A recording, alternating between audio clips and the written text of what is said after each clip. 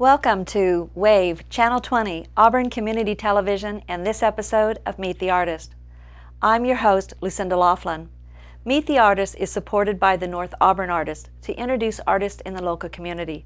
Today, our guest is Terry Shearn, who is exhibiting in the Placer Arts studio tours coming up in November. Welcome. I'm so glad that you could join us. Thank you so much for having me. You are a fabric artist, and one of the things that I found amazing is that not only do you create incredible clothing, I call it walking pieces of art. It's absolutely fabulous. So let's get started right away, because honestly I feel like I'm in a candy store. So let's go with it. You work with both silk and wool. I do. And you create your own fabrics. Well, I guess it's Nuno felt, and we will be talking about that as we go through talking about the various garments today. So let's talk first about your silk work. Okay. The silk work, mostly what I do with the silk work is scarves, but I also do make some garments with the silk as well. This is an example of one of my scarves, and it actually uses two different types of techniques in this particular scarf. The leaves are done directly from the leaf themselves. So they're called eco or botanical prints. So all the color, all that orange is from the leaves. So you have your silk and you lay it out, and then you lay the leaves out on the silk. Correct. Yeah, in the case of this, to get the blue background, I lay the leaves out on the silk. The silk has to be prepared first, and that is a soaking. It has to be scoured first, and then it has to be soaked. And in the case of these eucalyptus leaves, I soak it in a combination of water and vinegar. And that's before you lay it on the silk. Exactly. And does the vinegar actually help then with the color coming through then onto the silk? Absolutely, it does. And it helps the leaves actually release their color into the silk. The leaves themselves are dipped into a solution of iron water. And that I create with water, with bits of iron, nails, whatever happens to be lying around. And that sits with the pieces of iron actually rusting in the water. So the leaves are then dipped in that iron water and laid on the silk. All right, so let's go through this process step by step, because you have a lot of things that are going on here. So you select your piece of silk. Correct. And then you color the silk itself, like the blue of this silk. Did it come blue, or did you actually color it or dye it blue? I dyed it blue, and in the case of this, to get these imprints, I use the leaves as an actual resist. So not only am I getting color from them, but they're also blocking this blue from going onto the silk. So this particular dye in the blue is a traditional acid dye, which means it uses vinegar. So what I'll do is I'll put the color, the dye, into a piece of cotton. And cotton does not take acid dye, it just will hold it. It's it like holds it for me. I'll lay out the silk, I'll lay out the leaves, and then I'll put that piece of cotton with the dye on top of everything. And then this is all rolled very tightly around a piece of iron pipe, and then steamed for several hours. Now, what do you steam it in? How is that process? I have an outdoor cooker, which works out really nicely, so I don't steam at my house. And it's just one of those camp stoves. And I use old roasting pans, whatever I manage to get at the, the secondhand stores. And then I'll just rig up some screening on the top with water underneath. And then the pipes, the bundles, are laid on that screening. And then is there a lid that goes over that in order to trap the steam in? To trap the steam, and then I have to check it probably about 20 minutes for adding water, and then it comes out in about an hour and a half to 2 hours. So then what happens at that point when you take it out of this steam bath? I unroll it and I get a big surprise, because you never really know. It's kind of like the raku pottery, you know. It's the leaves will come out different depending on the time of year or the tree. I'm not always guaranteed this particular orange. Uh-huh. And this little creasing is always different. So it's always a really wonderful surprise and a learning process. Now the creasing, is that somewhat from the fold when you're rolling it up? It is. It's from the rolling it up, and I really love it. No, I love really it. It is so beautiful. I could see you wearing that around my neck. I could see you in that as oh, well. That's the blue eyes. All right, so then the other thing that you do with the silks is that you use them for the backing for the Nuno felting. And so let's talk a little bit about that process, because we're actually now going to be marrying together silk and you start with, it's a wool type of substance. It is, yeah. These pieces are really fun. I love making them because the joy of working with the felting and the wool is I'm able to create a garment and the fabric at the same time. Mm-hmm. So the sky's the limit. It gives me a lot of room to play. So in the case of these, because the wool does shrink, the pattern I make has to be 1.5 times larger than the finished piece. So you actually then, you do create a pattern but it doesn't look like there's any seams in this. There are no seams in this. And the way this is done is on a flat table. So that all of these pieces, including the hats, are done flat first and then shaped. So in the case of these, I do one side and then the wool is flipped over and a little bit of the silk as well to create a seamless garment. Well, that's good, because this is a natural place to talk about how you're actually creating this fabric then as you are creating this garment. Exactly. So now let's talk about creating the Nuno felt, and then we can talk about how it gets married to the silk. Or is it done all at the same time? It's kind of done all at the same time. First thing I would do in a piece like this is I would dye the silk to whatever color I'm working with. So you don't have little bits of white maybe showing through. So I'll dye the silk. The silk is then laid out on my pattern, which is done in a heavier plastic, so I can shape it. On top of the silk, I take this wool roving, which is carded wool. It's right off the sheep and carded. And I take it in tiny little fluffs like this and lay it out onto the silk, little bit by little bit. That allows me to, then that is actually what's going to create that fabric. So at first it's very fluffy. You don't want any kind of little breeze going on. I then would add any kind of colors. So this is dyed roving, same thing. I can add my colors to that to make patterns. And then I can also add things like these little bits of mohair yarn onto that as well, to, like in this one, to create little patterns on there. Now that you're obviously not working with this dry. It's all dry. It is when you're doing this process. At this moment, it's all dry. So this is actually where you're laying it out and creating what your design is going to be. Absolutely. Oh, I understand. Okay. Yeah, and then I'll sometimes add things like these wool locks, and these are just these curly bits right directly from the sheep. And I can add those as well. So I'll lay out my whole pattern.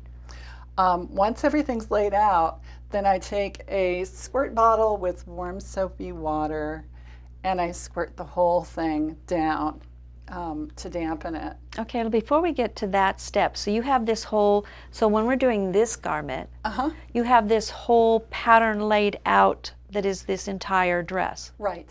Okay. One side of it. One side of it. All right. And then it's wet, and then I'll put a piece of plastic over the entire thing, and then I'll rub, put a little soapy water, and I'll rub. I'll start rubbing. And that will start making all the little barbs in this wool start connecting and creating a fiber. And once that starts happening, I flip it over and I do the whole thing on the other side. So you're then on the silk side of it. And then yes, I'm doing the other side. I have that resist there still, so I'm doing the other side of the garment. I see that. So it still just absolutely is mind-boggling to me. We've talked about this before, but it is just such a hard concept for me to get my head wrapped around. So then so basically, because there's fiber in the silk and there's fiber in the wool, that's what's joining together. So that you basically, on this particular, they are perfectly married together. They are. They don't unravel. Nope. So what happens is once I have everything laid out and wet and rubbed, I roll. I roll this whole garment up around a pool noodle and roll it and roll it and roll it. And that's how the nomads that use the yurts, they make their yurts that way. They roll felted wool around a great big pole, and they drag it behind their horses. So this is rolled and rolled and rolled, and as it rolls, some of the wool will come through the silk.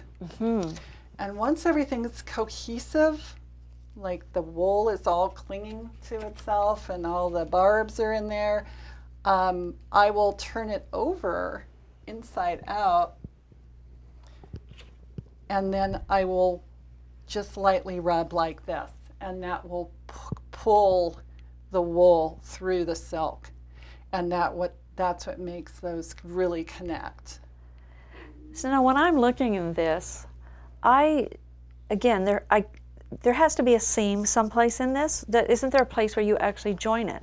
There's the point where the one side will wrap over my resist, and that's where the two sides join. And I do that as I'm laying it out. So when I do the first side, I leave a little bit of an overhang, and then that's flipped over. And then when I do the second side, that's actually all sealed in by the time I'm finished with the garment. So you really don't see any kind of seam in there at all. Okay. So obviously when people come into your store or your studio, that they may not be the size that you actually have in the garment. So what do you do to try to help make that garment fit them? If it's close enough in size, I can dampen the garment and actually put it on them. And with a little working and rubbing, it will actually shape to your body really nicely. So the shape will fit beautifully. Because often, in here, maybe in here, it's not going to fit just right. So this really is the pat down. It is. It definitely is. Now you can increase the size? It will stretch a little bit. But I try and make a variety of different sizes too. And then if somebody really likes something, I can't exactly replicate, but I can get close. Well, that's just fascinating to me because do you find yourself inclined to make things that would fit you? Oh, yes. I can see doing that, yes. I also have a mannequin that's really great. It's a dress form, and I'm able to dial different sizes. And what I'll do is when I get to the point where it's cohesive and I just need to shrink it down and shape it, I'll put a big piece of plastic over that and then put the dress on it, and then I can just rub and, manipulate it and get it to shrink where I want it to shrink. Again, an absolutely incredible process. Now, one of the garments that you have over to the side there is actually the Nuno felting with the silk. So you can kind of see the top. Oh, right. This is actually one of my favorite pieces that you have. So this one has is Nuno felting, but the bottom is left silk. So what we have here is the silk that is used to create this, the Nuno felted portion. Underneath, I actually take a bit of silk and kind of scrunch it up, kind of like you would a gather, all along all along and underneath. So I tuck it underneath the wool, between the wool and the silk. So it becomes actually part of the garment. So you really can't see where one ends and the other I know, that's what I just find amazing about your pieces, because you really cannot tell. It's a seamless. Yes. It truly is. Now, when I first saw this piece, I thought that you must have used just one piece of silk and then you just did the Nuna-felting down halfway, but that's not what you did. No, and the reason for that is because I wanted to have that gather. And in this particular one, between the two, I also added these wonderful little wool locks. And I think that's, I love the way that then they come over the silk. That is beautiful. Now, it looks like you have some leafing work that's going on this too. I So do. how did you achieve that on this particular piece? This one is, and it's really bright on the back of this one. This is the Botanical Printing, and these are the silver dollar eucalyptus leaves, and these are the regular longleaf ironwood eucalyptus leaves on this one. Do you do that after this has all been made then? I do.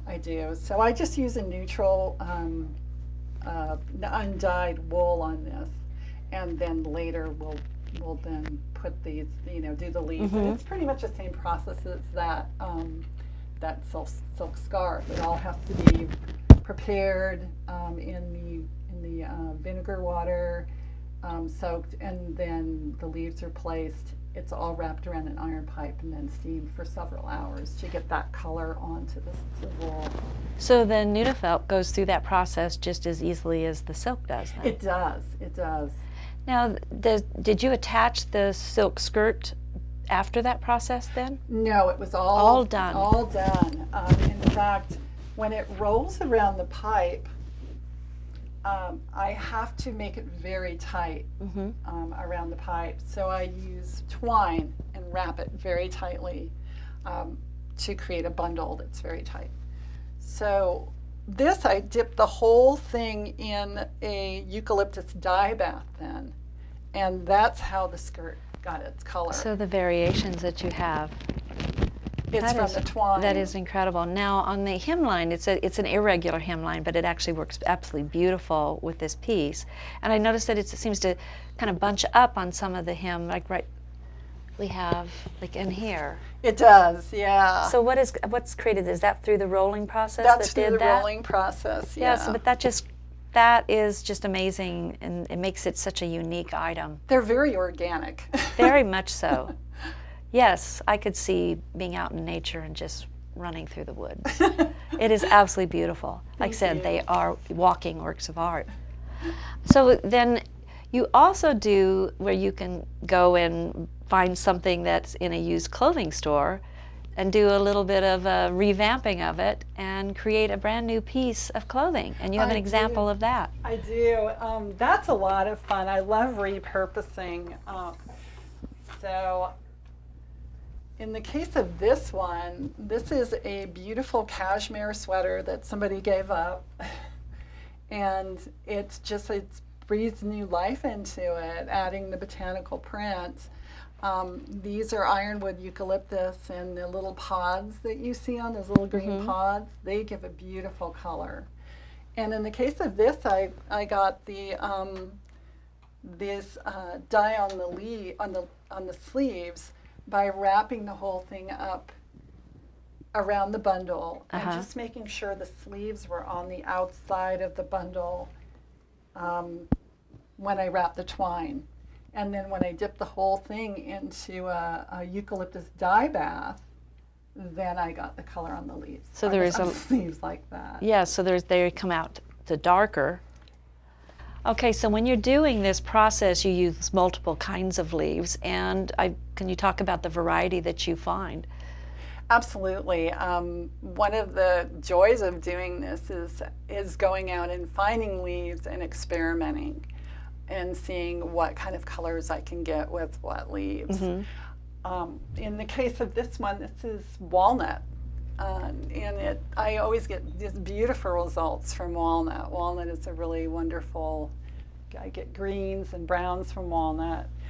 Eucalyptus is wonderful. It really never fails. I get oranges, sometimes browns, sometimes greens from eucalyptus.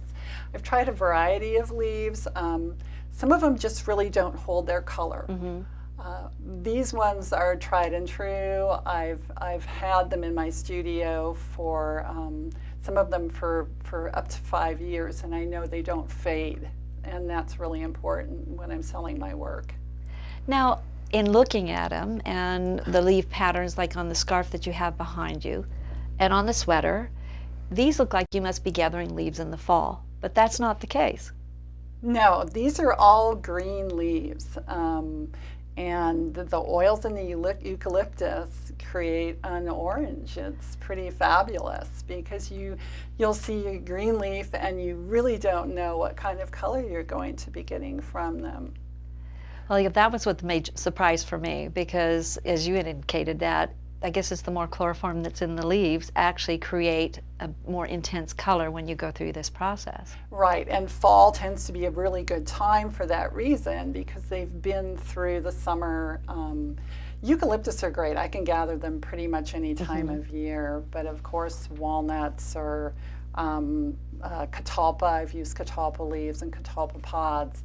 I have a catalpa tree, so I know that you don't have very many of them around. There aren't. I would love to come and pick your catalpa leaves. I will tell you, especially in the spring, because it's got that really intense yellowish green. They are so beautiful. They do these big, gorgeous prints. They absolutely do. So wow, I will absolutely remember you come next spring when that tree's out. Well, let's go real quick through the clothing that we have along here in the back, because it shows the different styles, what we've been talking about, and the different things that you've used here. The dress behind me is where you've used the wool that is the locks, and you've used that in the hemline. Yeah. And then also up at the top, you've got a lot of texturing that's going on there. So how exactly did you get the texturing? The texturing, the little teal balls, for instance, I will just take some of the wool and roll it up. A little bit of water and just place that onto the garment as I'm doing it. To keep things really adhered on there, sometimes I'll use a little bit of something called silk hanky, which is just the cocoony part of silk. It's before it's been woven into silk, so it's actual cocoon. And stretching that over really makes it stay. And that's in the first process when you're building that pattern of the actual fabric. Well, we are going to have to move on to the hats, because you do hats. And we're going to be really quick with these because you do two different styles of hats, and this is almost not a boiler, but it looks like that. Right. And you do this by putting it over some type of a mold. Exactly. When I'm first building it, I do it the same way I do the dresses. It's just layer after layer after layer of this fluffy stuff. And it's done over a flat resist is how it starts. Okay. Well, you know what? I'm sorry. I'm interrupting you because we are out of time, and you have so much incredible stuff. So people are going to have to come to see you during the studio tour so they can see this and talk to you about it, and you can explain this process, how you get the bling and all of the different patterns. So could you please tell the audience where your studio is and how to get in contact with you? Absolutely. I'm going to be at Studio 12. It's location 12, and that's on Overhill Drive. It's right off Highway 49 at Andy and Shauna Larson's barn. And I will be showing with 3 other artists at that location as well. So I'm really excited to be in Auburn. Well, I think people are going to absolutely love coming by your studio, and I thank you so very much for joining us today, because this has been very interesting and is a process that I never even knew existed. So thank you for sharing that with us. Thank you so much, and I really had fun. I'm glad you did. Yeah.